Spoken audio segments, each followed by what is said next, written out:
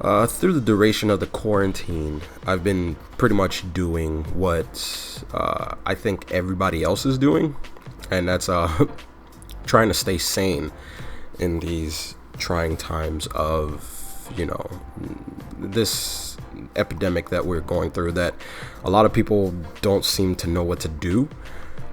Especially me. I don't know what to do, mostly because I've never been in a situation like this, but I've been doing things the only way I know how, which is basically keeping myself preoccupied with all kinds of things like tasks and all kinds of different things. But I've managed to find myself playing video games and going on walks and stuff like that, just trying to stay sane. But I figure I'll give my I guess my the games that I've been playing, just to keep my brain in just a good mode, because a lot of people have been going crazy. So I've been playing some games. I've been actually learning some new card games, which is a card game. I've been painting more, doing tasks that keep us are level-headed. So I've been playing this game recently called Dusk Diver. Dusk Diver is like a Musho beat 'em up kind of game. It's like a Dynasty Warriors, I guess I can put it, but with a Persona kind of feel to it. It's really weird. It feels like a Persona Dynasty Warriors-esque game, but it's more like a beat 'em up 3D brawler. It's pretty neat. I like it. It's simple, but it's to the point, and I'm enjoying it quite a bit. The story is I wouldn't say it's Persona-esque, because it has like a feel to it, because the game doesn't take place in Japan. It takes place in China, but it does have like this not China, is it Beijing? I think it's Beijing, but it takes place that is in China, isn't it? It has like this weird, it has like this 3D Dynasty Warriors beat 'em up feel to it, where the game will drop a massive amount of numbers of enemies onto the field, and you basically mash buttons. But it has an interesting kind of buddy system, I would say, kind of like a buddy system, where I guess if it was a Persona game, you'll press a certain button and your Persona will pop out. This one does, like, if you press a certain button, your demon buddy would pop out and do like a combo. It has a unique blend of juggles in it as well, where you can juggle the enemies and kind of keep the combo going, which is pretty neat. And it has this other unique system where you basically travel the city, you explore it, and you open up new stores and restaurants. And the more you frequent these restaurants with your companions, you level them up, or you get skill points to level them up. You'll kind of want to build like these social link kind of things. They're like friendship levels. You want to build those up so that your companions are more efficient in battle. It's a pretty neat game. I'm not gonna lie. I'm enjoying it quite a bit. I've been playing that quite a bit. I've been playing a lot of Doom Eternal. I've been playing some Doom Eternal as well. Doom Eternal is fantastic. I don't know how else to put that. Doom is Doom. It's a Doom game of 2020. I could really admit that I'm not really enjoying the I guess the kind of the lore that we're getting. I'm not really enjoying that part of the game. I'm not gonna spoil it for anybody, but that's probably like the only thing about Doom that I'm not enjoying as much as the lore. I'm not enjoying the lore of like Doom Guy or Doom Slayer. That's probably the only part about the game that I'm not really, intrigued about. I'm still playing it, so I don't know where it's going right now. I kind of have an idea of where it's going, and already I'm just kind of like, is that where we're going with Doom Guy? You know, that's probably the only thing that I'm not enjoying about Doom Eternal. Everything else is fantastic. The gameplay, the way you move, the fast-paced shooting. It reminds me of back in the days when I would play Unreal Tournament. It's motion and controls and sound design. Like everything about this game is top notch. I haven't tried. There's another mode apparently. I haven't tried another mode that's in the game, mostly because I no longer pay for PlayStation Plus. I have Doom on PlayStation 4, but I don't buy PlayStation Plus anymore. I just stopped buying it. I just felt that, you know, online games didn't hold any value, so I just kind of just stopped buying them, and that was the only reason why I was, you know, buying heavy online games, was, you know, to play with my friends. But I've gotten to this kind of thing where I got kind of tired of paying for PlayStation Plus, so I just stopped buying it. But I haven't tried that mode out yet, so I don't know what it's like. I just know it's there. I haven't researched it. I haven't looked it up. I haven't done anything on that mode, so I don't know. Another game that I've been playing is Generation Zero. I've been playing that and extensively, actually. Generation Zero is kind of like an open world Left 4 Dead sort of game. It isn't bad, but it is kind of mundane, I guess, or it kind of doesn't know where it wants to go, because the game is open world, and it's like survival based, and it's doing all this stuff, but it doesn't give you a clear cut goal. It's just like move from point A to point B in this giant world. It's not terrible, but it ain't great, as I guess I can put it. It could be better, but it doesn't. I think what it's trying to do is be like this create your own adventure kind of game, which is fun. You know, running around in a giant world with your friends and searching for supplies and fighting giant robots. That's pretty much what the game amounts to. But it does show a lot of promise. Like it can be better. It just needs more time, more. It needs to cook in the oven a lot more, because the world is so huge. It's so big.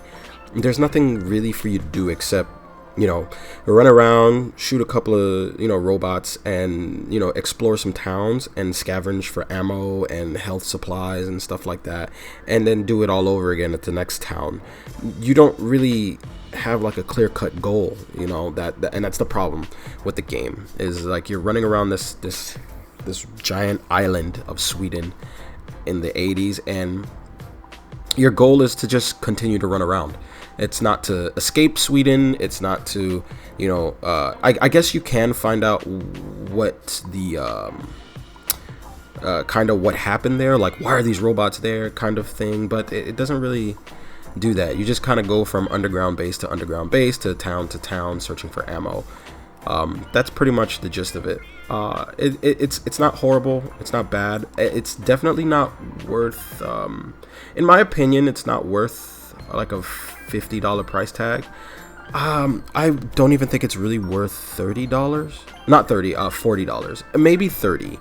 But definitely not a $40 game. It still needs some time to develop itself. Other than that, those are the only games that I've really been playing. I know that the new Resident Evil came out, but I have no interest in playing it, mostly because I just don't have an interest in playing it. It does look great. It looks fantastic, but I don't know. I just don't want to play it. Another thing that I noticed came out recently was the Final Fantasy VII Remake, which is another game that I don't really want to play either. I did, which was weird, is when I didn't even know it was coming out until the box set for the new Opus of Final Fantasy's trading card game came out, which I do play extensively. I play that trading card game quite a lot with friends and compete in some tournaments here and there. I noticed that when Opus 11 came out, and it came out last week Friday, when the new booster boxes came out, there was a lot of new Final Fantasy 7 Remake cards that came out, and that's how I found out. I was kind of like, oh, okay, this is different. so I was that's how I found out that game came out. It does look pretty though. The game, it looks pretty, but it doesn't look like something I would probably enjoy playing. But I would probably give it a try later down the road. I mean, I'm open to that.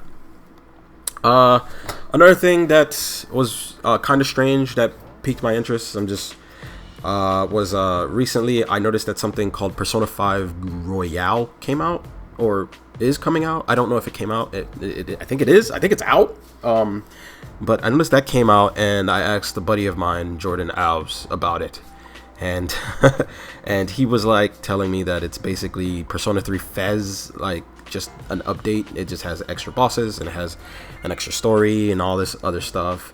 And he asked me to do a video on it, talking about, how the game isn't worth it. And well, I wouldn't say it isn't worth it, but how you should really wait for games to be really in their prime to purchase. And I felt like it was kind of like a video that I've already done, and I didn't want to do it again, because I felt like I've already run down that road of, we should wait till video games are completed.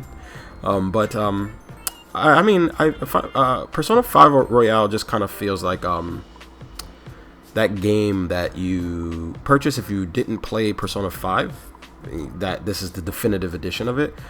But it does, I will admit, it does feel like Persona 5 is going to be what Persona 4 was. They're just going to milk it as much as they can until people get tired of seeing it. That's just, the way the business goes, something gets popular and they will keep, feeding it to you until you stop buying it. That's just the way it goes. But speaking of Persona 5, I recently got into a new trading card game. I met a couple of people online. They're willing to help me, learn the game. But I'm learning a game called Weishwartz. I don't know how you pronounce it. I think it's Weishwartz. Weishwarz, because it has a Z at the end of Wars or whatever. But I'm learning that card game, which is like an anime-based card game. It takes television, video games, everything you can think of in pop culture, or I wouldn't say pop culture. I would say like otaku culture in a card game form. And it kind of reminds me of Card Fight Vanguard almost. But I've been learning this game, and I remember the first time a couple of years ago, I thought this game was the most confusing thing in the world to learn. And then as I really sat down and actually started to listen and learn it quite a bit, it actually isn't as hard as I thought it would be. So right now I'm learning that during this quarantine. I'm learning this card game. I'm meeting new people. Getting together with new people who play this game so that I can learn the game more, and get some new friends after this quarantine is lifted. We meet up and play some Weishwartz or whatever. But this quarantine is taxing. It's quite taxing. Sitting at home, not being able to leave is kind of weird. It really dawns on you that technology isn't as fun as you really thought it was, when you can't go outside and you can't talk to people. But talking to people online has been quite helpful. And playing video games here and there. I haven't really been playing video games. I've actually been keeping up on YouTube. I mean, YouTube has been helping quite a bit. But with that being said, that's pretty much what I've been doing for the quarantine, I guess. What have you guys all been doing for the quarantine? Just to stay, sane, just to, not to go insane, because apparently some people are out there just going nuts They're like, I want to just want to go outside, and it's like you can go outside. I think you can go for a walk. I mean, I've been going for walks here and there. I think there's just a curfew. I know in my city there's a curfew. But yeah, I mean, this is it just goes to show you, you know, with this quarantine thing, is that you need some sort of social interaction, you know, with some people, you know. Staying inside, you know, is kind of like I thought that I was gonna be fine, and I'm fine now, but it's like, yo, I kind of want to see my friends, you know. I want to high five my friend again, you know, my friends, and, you know, go out for, you know, dinner and stuff like that. You know, it's kind of weird, but anyway, I hope you guys enjoyed this video and it gave you a little bit of insight of where my brain is, you know, and I hopefully make another video sooner rather than later, and I'll see you guys next time. Bye.